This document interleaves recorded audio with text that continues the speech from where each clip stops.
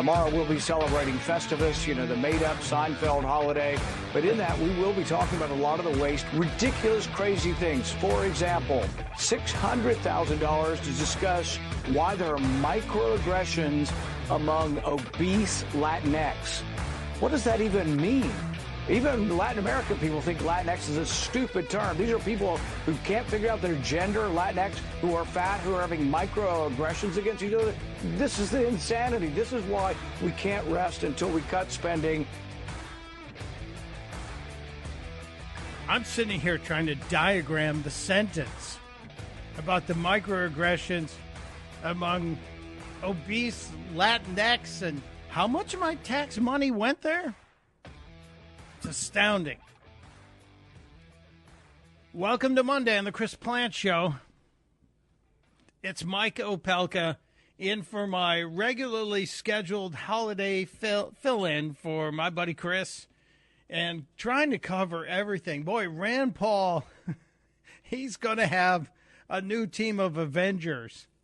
He's always going after the waste, fraud, and abuse, but now he's got Elon, he's got Vivek, he has Joni Ernst, the senator from Iowa, jumping on board, and there even may be a couple of Democrats.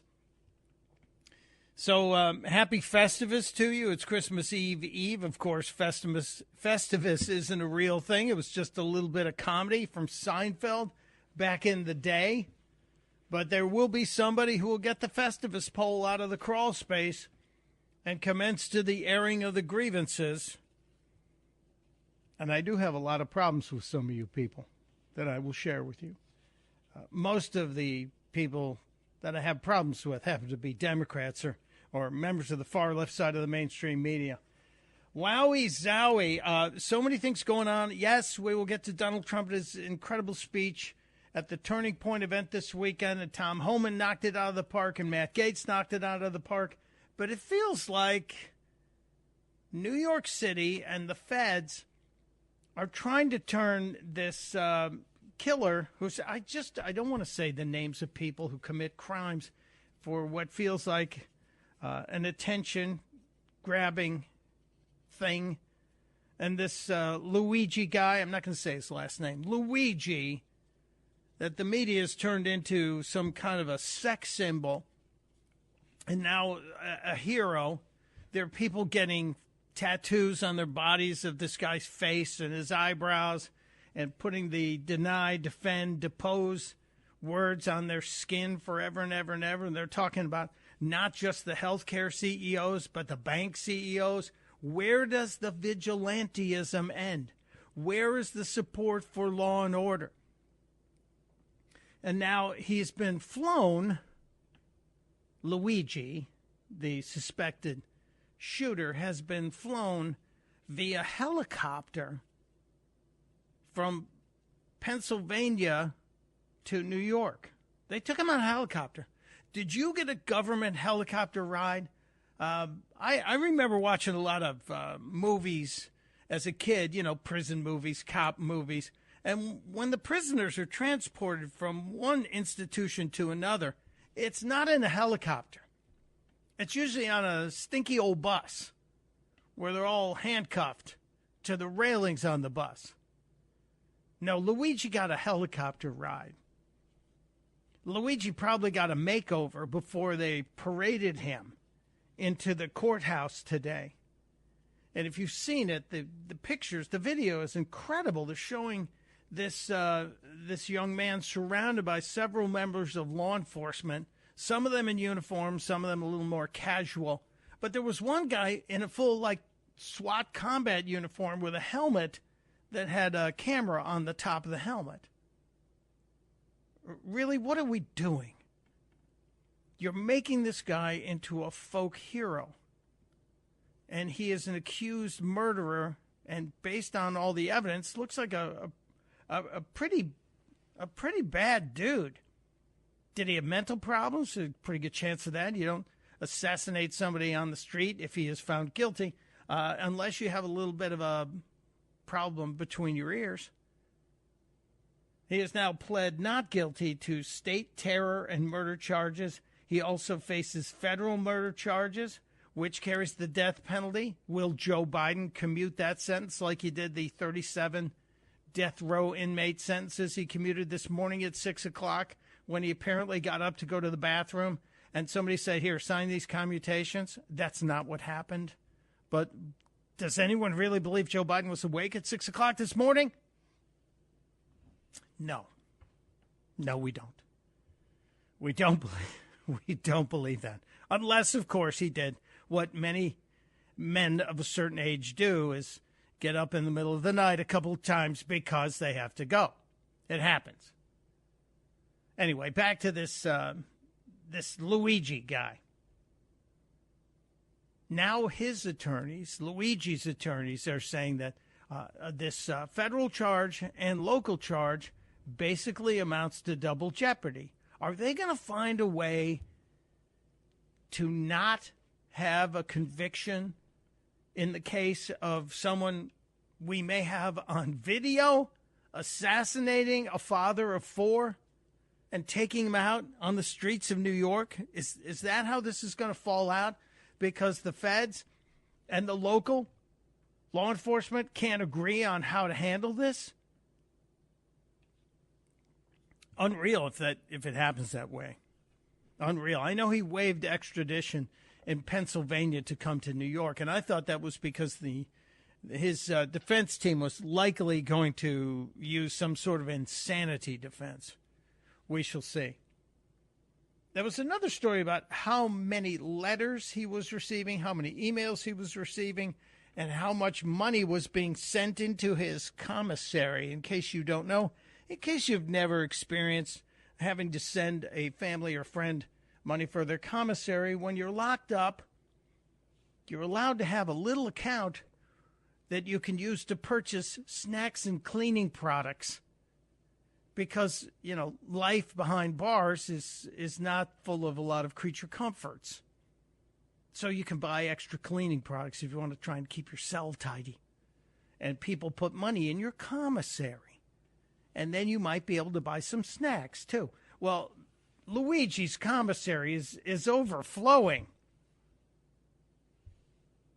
Nothing said about the family that will now have an empty chair at the Christmas dinner when mom and the four kids are trying to find the holiday spirit. Just throwing that out there. But it feels like they're making this into a show. If it's not already a show somewhere, if it's not a Netflix show or something on Apple TV or Hulu, I'm betting it will be soon. But he has pled not guilty, and his attorney is wondering if Luigi and his eyebrows can get a fair trial. Don't screw this up, New York. Seriously. Try not to screw this one up. Very frustrating.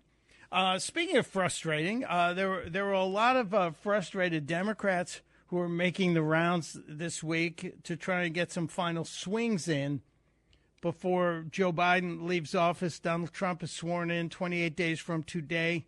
Yes, 28 days from today, Donald John Trump will be the 47th president of the United States of America. Kind of feels like he's already acting in that role. It kind of feels as if the presidency has been already transferred from Joe Biden to Donald Trump, but it hasn't. The peaceful transition of power will happen on the 20th, a Monday, and Donald Trump says he's going to hit the ground running. He's absolutely interested in starting work on day one. Not the typical thing where it's just going to be a whole lot of inaugural balls. I guess a lot of those are going to happen Saturday and Sunday. I think that's a good way to go, to walk in to the Oval Office and to be ready to go, as Donald Trump said, to hit the ground running. And he certainly feels like he has plans for it. He gave us a teeny tiny preview of what he's going to do. And I want to share some of that with you because I think I think it's important that we understand where the incoming president of the United States is coming from and what he wants to do, what he wants to accomplish. He's ready, as he said, on day one, basically 2 o'clock. Then we're going to change it because your border is a disaster. Your border is a disaster, what's going on. And you just have a few days to wait. We're going to be fully operational, I would say, by about 2 o'clock on the 20th. 20th of January. Fully operational on the 20th of January. I like that. Fully operational.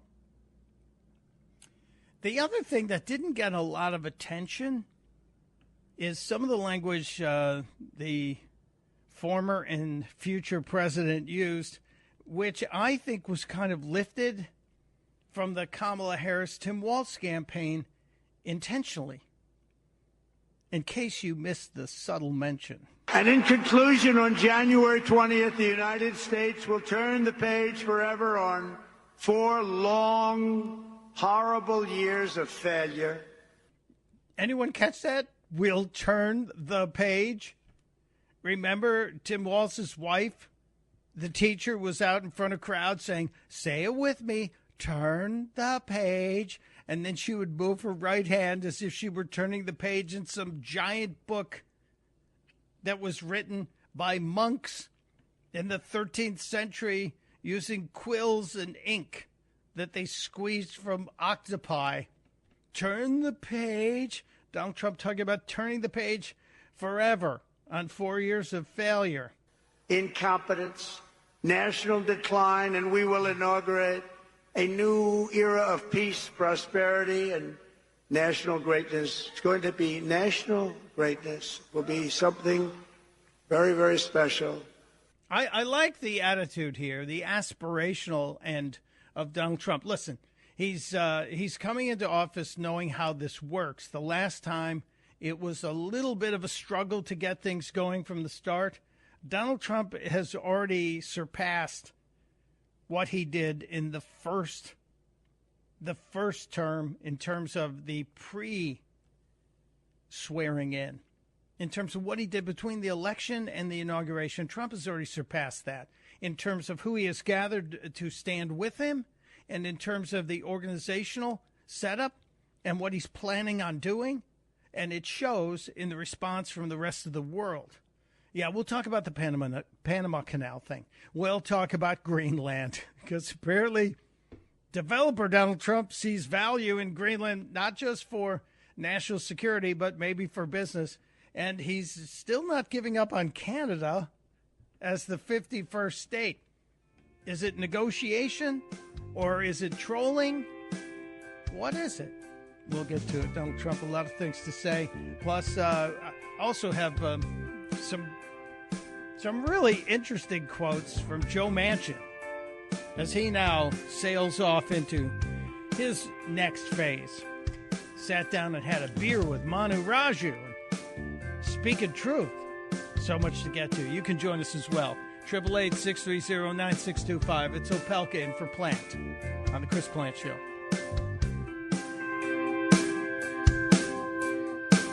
Chris here with a list of things that none of us should trust. The Washington Post, the New York Times, anything on CNN. Here's a list of things that I do trust. The Washington Times. Support real journalism for just $1 a week at washingtontimes.com/Chris. It is the Chris Plant Show. Mike Opelka sitting in for my buddy and my childhood neighbor, Chris Plant. Funny how that works out. We grew up in the same subdivision in suburban Chicago years ago, and now both working in radio, and I get to sit in for my friend, and I appreciate every opportunity. Thanks for being here. So much to get to today. So many stories. I've got these great clips from incoming President Trump, and we will share them with you when I have a little more time. I also have said the phones are always open when I'm on the radio.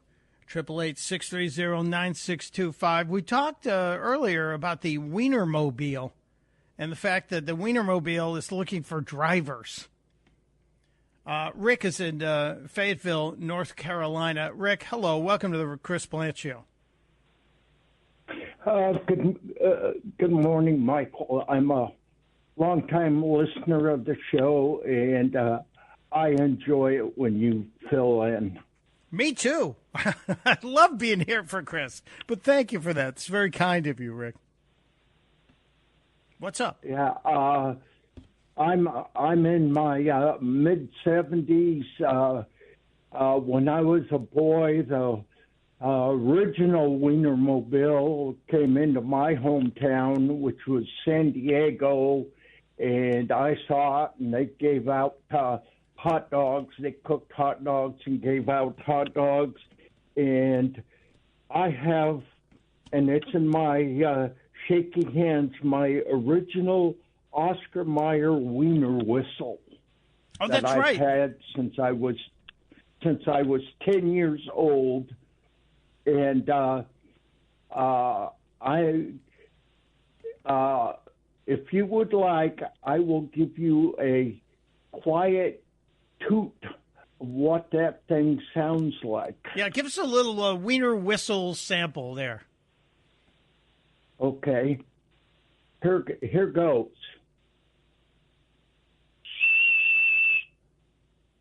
That's very good. And it's Rick. I can't believe you've hung on to it all these years, but I'm glad if you have one of the original Wiener whistles, it's probably worth something. Somebody on eBay is looking for that Wiener whistle right now. But thank you, Rick, for hanging on. I showed it to my kids. I showed it to my grandkids and say, "Would you like to have it?" And they're banging on their phone saying, No. Oh, well, it's a great memory, Rick. Thank you for being there. I appreciate it. Let us grab quickly Larry in Falls Church, Virginia. Hello, Larry. Is Larry still with us? I hope so. Larry. Anybody?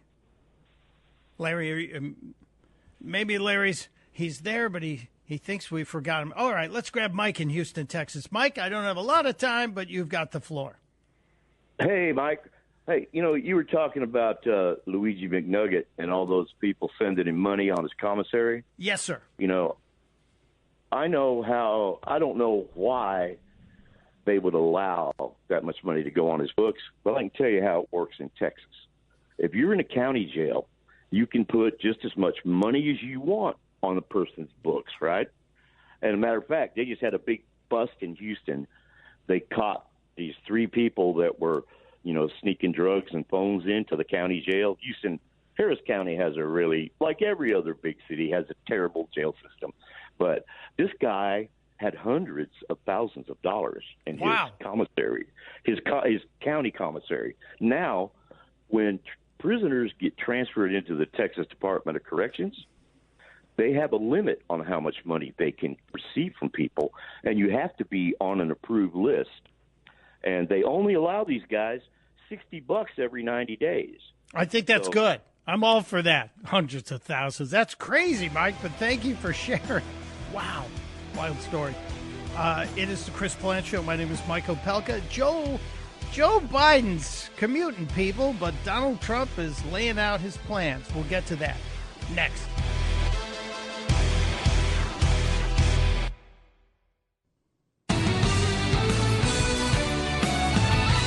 Chris Plant Show, Mike Opelka, that's me, sitting in for Chris. And speaking of Chris Plant, I just finished this weekend the new book from Cheryl Atkinson called Follow the Science. It's an incredible and infuriating book.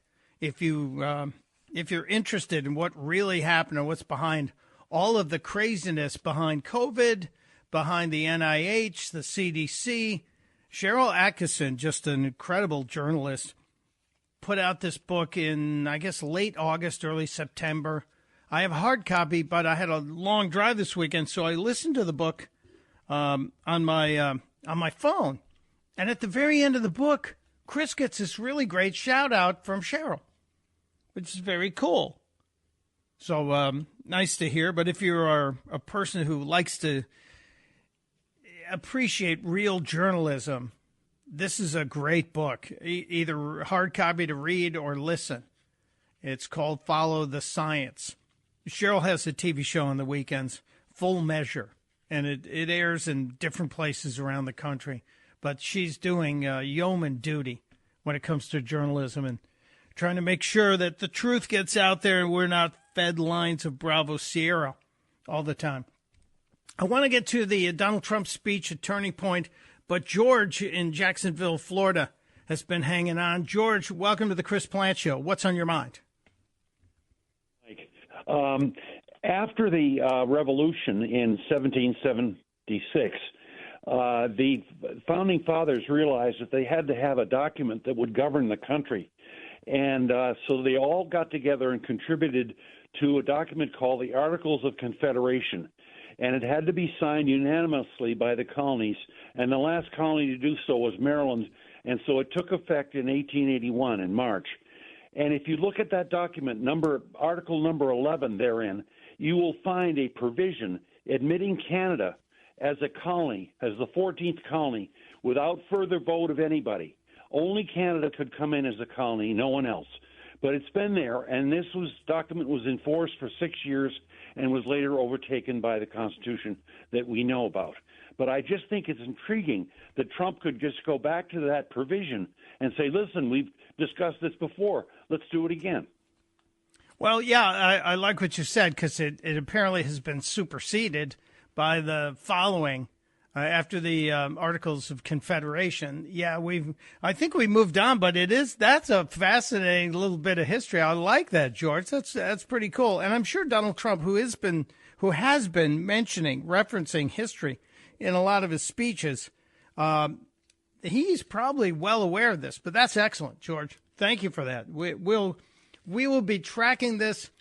I honestly believe Trump's using that discussion of Canada as a 51st state to negotiate with the current prime minister and whomever will be the prime minister, because I honestly don't think this one's going to hang on very long. I think Canada's pendulum is swinging back to the conservative side of things. That's me. But thank you, George. Appreciate you being there. One more quick one before we get to Mr. Trump clips. Alan in Chicago listening on the great WLS. And I think my Uncle Lou listens to WLS. So, Uncle Lou, if you're up and around this morning, hello. And Alan, hello to you, sir. Good morning, Michael. Mike, nothing will change. You know, we had the Reagan Revolution. We had the Grace Commission. Nothing happened. I respect Elon Musk. I love him. He's a great guy, but nothing will change. I'm a senior. My generation wants what they were promised, in spite of the fact we've already spent it. We demand of the government, our Social Security, our Medicare, $2.5 trillion as we speak, even though that money was spent already, even though we didn't contribute what we're getting back. We get back in like 7 years and live 15 years. Nobody will give up what they want. You know, I'm a big fan of Hayek. I think Hayek warned us of this. We are headed in the wrong direction, and nothing will change. Vance won't want it to change, because if we make dramatic changes, Vance will probably lose. And as far as Canada, do you want more liberals? Well, I really don't think the Canada as a state is going to happen in terms of an American state. I think it's Trump negotiating, and I think he's very good at that. You know, he is the guy behind the art of the deal. Now, as far as Social Security, I believe there was a vote. There was an attempt to move the age of Social Security to 70 this past week in the Senate, and that failed. And we have to do something. And Mike, it's not enough. Milton Friedman wanted to phase it out over 30 years, allowing the elderly to be protected from here until then, but to allow the young who are denied a resource, their income. You know, 12.4% up to like $130,000. If you make $60,000 a year, doggone, the government is taking $7,000 a year from you times 10. That's 70 to 75,000, not including interest. So we deny the young opportunity they would have with that money, and we ignore the fact that the average income for retirees is about $75,000. The median is in the mid-50s towards 60. Half of seniors own a home with no mortgage. Let's start looking seriously there was a concept we once believed, and that was there's the worthy poor and there's the unworthy poor. We don't look at that. We just hand out money. Well, there has been a very healthy discussion of means testing government benefits, not just Social Security, but all. And that would imply that we would have fairness in the systems that are there. And I think you do have the opportunity with this incoming administration to have a fair discussion about whether or not we raise the income limit on Social Security, or at what point you get to claim your Social Security. And so there may be some discussions here on this. But for people who have already put into the program, Alan, for years and years and years, decades, some of them, don't they have a right to reclaim that which they put into their Social Security account?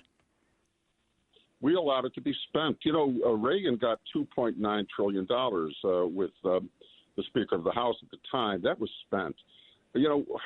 Again, the bank is empty. We're reaching into the future and taking away the income of the next generations. We have to begin to deal with that because we're going to leave them a mess.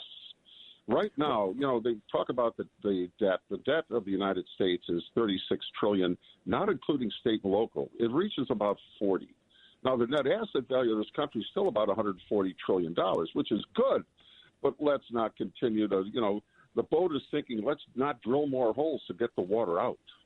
Yeah, you make great sense, Alan. I just believe that we have to at least start making progress.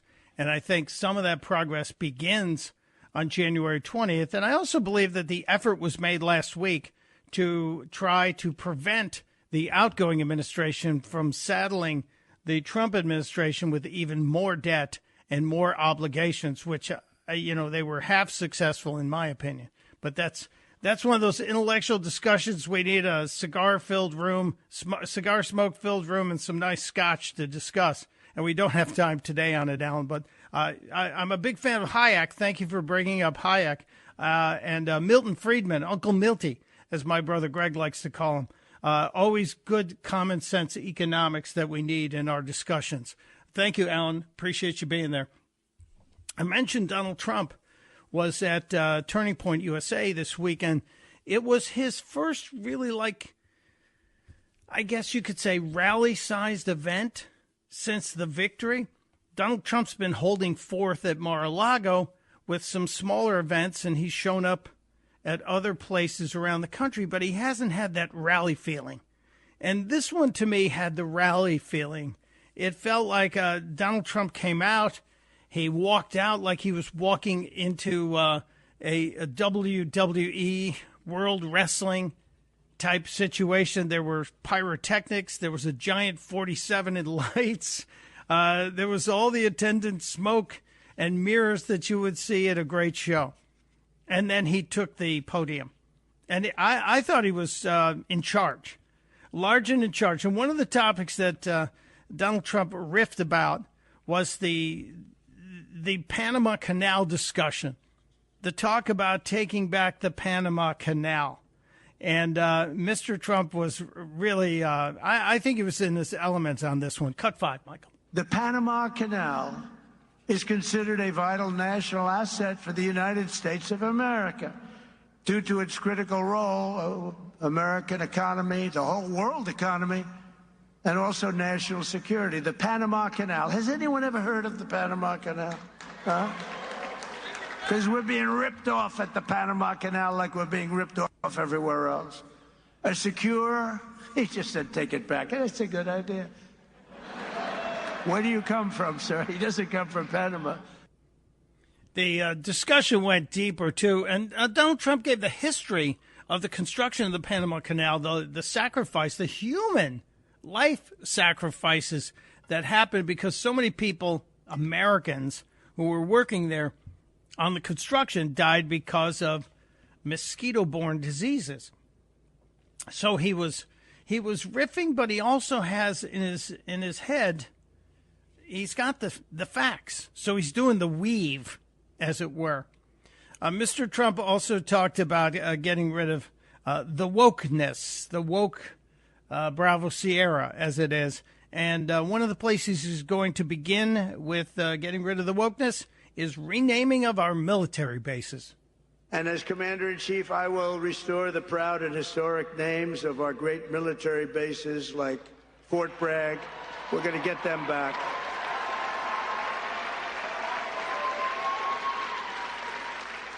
And woke has to stop, because along with everything else, it's destroying our country. We're going to stop woke.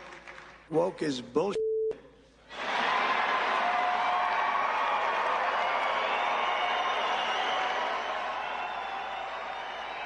They love it when he curses. And this was shortly after he said he had to watch his language, because Franklin Graham had asked him, not to spice it up too much. So that speed bump was run over fairly quickly. Mr. Trump also talked about something that I believe was critical in the victories in the swing states.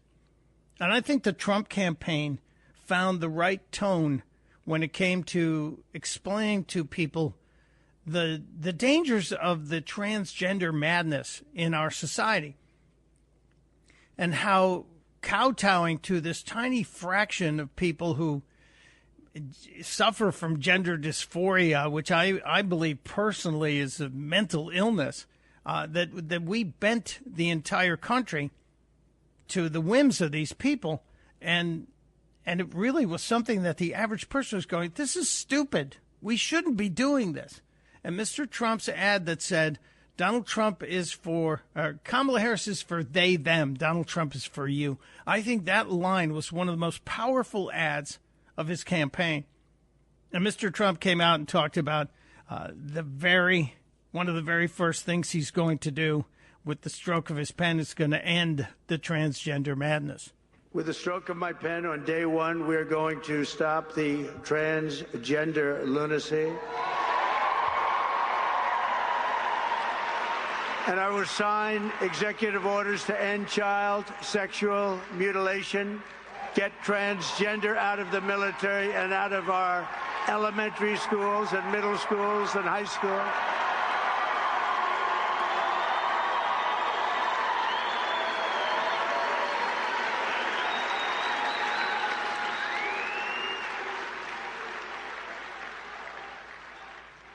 The crowd loves when Donald Trump does these kind of explanations as to what he's doing. He continued with the transgender topic, talking about the sports world. We will keep men out of women's sports.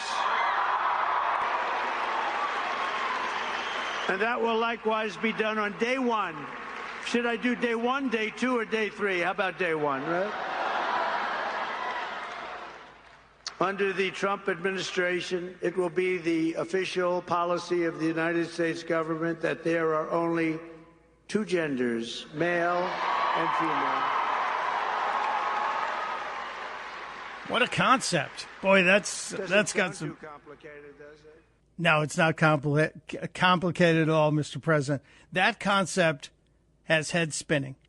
That claim that on day one, the official policy of the Trump administration will be there are only two genders, male and female. Boy, oh boy, oh boy. The left side of the mainstream media has their left foot nailed in the ground, and they are trying to run away and spinning in circles. Can't you just see that? Anderson Cooper with his foot nailed into the ground, and he's trying to run away, but he's just making a big circle. Of course, to the left, counterclockwise. So much more to get to. Join the conversation. It is 888-630-9625. Mike Opelka in for Chris Plant on The Chris Plant Show.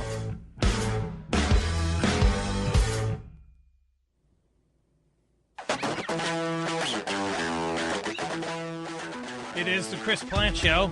Merry Christmas Eve, and I guess it's also Hanukkah Eve, because Hanukkah and Christmas both happen on December 25th this year. Mike Opelka, that's me, sitting in for my buddy Chris Plant, and we're just playing some of the clips from Donald Trump's speech at the Turning Point event this weekend in Arizona. And Bill was there. Bill in Scottsdale got a close-up shot. Bill, you were up close and personal. How was it? It was a glorious victory party. That's a good description, because that kind of felt like what all these Mar-a-Lago events appear to be, and this was the first big one. 20,000 people. It really was stuffed, wasn't it? Yeah, I think it was more like 25,000, but the giant convention hall was absolutely packed. Good. My wife and I were there for the entire weekend, and we got to meet all the rock stars like Tom Homan and Matt Gaetz and Carrie Lake, everyone. It was fantastic. Good for you. I'm excited that somebody in the plant audience got to be there and represent. And just personal opinion, you got to meet Tom Homan, and did you shake his hand? Yes. Did it feel like he was going to crush your hand? Because Tom Homan just looks like he's not playing around. He's got big bear paws, that's for sure. Yeah, his speech was pretty powerful, too. A great time. Well, congratulations. You got to attend the victory party. And the next big one, I guess, is 4 weeks from today in Washington, D.C. at the inauguration. So wish I could be there. Well, I'll hold your place for you, Bill. So if you're there, thank you, sir. Track me down. Have a great holiday season. Merry Christmas to you and yours. Merry Christmas to you and yours. Thank you, sir. Thank you. And let's go to my old hometown of Chicago. Don is on the phone from Chicago. Hello, Don. You got a minute here. What's up? Thanks, Mike. Always a pleasure to hear you. Yeah, I'm in your hometown. I'm dodging potholes. I think Social Security should be challenged in the Supreme Court. I think it's unconstitutional for something that the government is forcing you to do without any guarantee of return. In fact, there's a good guarantee that you might not get anything. So the Constitution says government can't force you to engage in anything transactional that would force you to possibly lose against your will. And if you die before your full retirement age, you get zipped. Your money's gone. Yeah, that's an interesting question, Don. I think that's one that'll be debated in the poli-sci classes or in the government PhD classes, because I don't know how seriously it would be taken in the Supreme Court, and it would take a while to work its way all the way up there. But you're right. The government's not supposed to be able to force you to buy something, and yet here we are with Obamacare. It's still there. One of those interesting battles. I love the intellectual questions coming out of my old hometown. It is second hour of the Plant Show. Wrapped up, one more to go. It's Opelka in for Chris Plant on the Chris Plant Show.